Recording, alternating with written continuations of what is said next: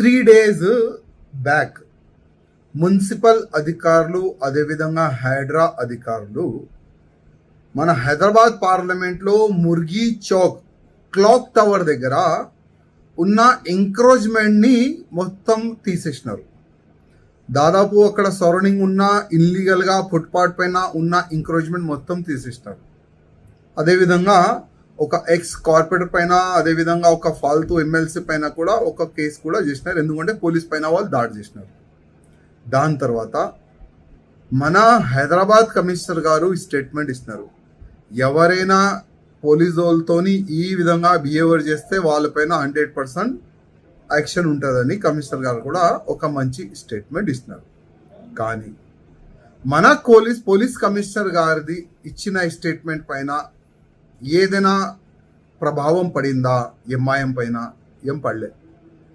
నిన్న MIM MLA Mumtaz Khan బాజప్తా నిలబడి అదే heritage property clock tower surrounding లో ఉన్న ఎంక్రోచ్మెంట్ని తీసేసిన మున్సిపల్ అధికారులు హైడ్రా అధికారులు మళ్ళీ అదే నిలబడి బాజప్తా కూర్చొని మళ్ళీ అదే ఎంక్రోచ్మెంట్ చేపించిండు.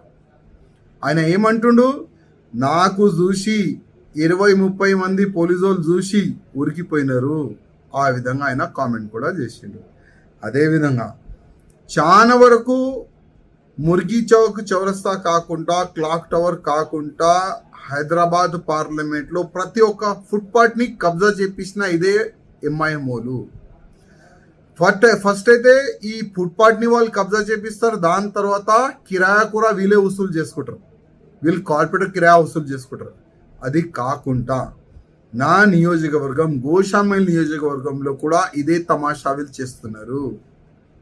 నా కాన్స్టిట్యూన్సీలో మీరు ఏక్ మినార్ మస్జిద్ సరౌండింగ్ చూడండి, మీరు కోటి ఈఎన్టీ హాస్పిటల్ సరౌండింగ్స్ చూడండి, మీరు కోటి కళ చూడండి, అన్ని ఎంకరేజ్మెంట్ చేపించిన ఇదే ఎంఐఎం వాళ్ళు. మేము రైటింగ్గా మున్సిపల్ కమిషనర్కి రాసినాం, సార్ కనీసం జనాలు నడవనికి ఫుట్పాత్లో ఉన్న ఎంకరేజ్మెంట్ తీపియలే. ఇప్పుడు కూడా తీపియలే. ఎందుకు? ఎంఐఎంకి భయపడి. అంటే మున్సిపల్ కార్పొరేషన్ ఎంఐఎంకి ఒత్తిడిగా ఏమీ కూడా పనిచేస్తలేదు.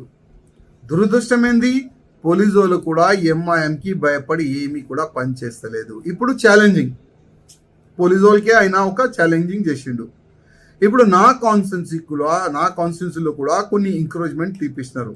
ఇప్పుడు నేను కూడా అట్లానే నిలబడి కూర్చొని మొత్తం ఎంకరేజ్మెంట్ చేపియాలా?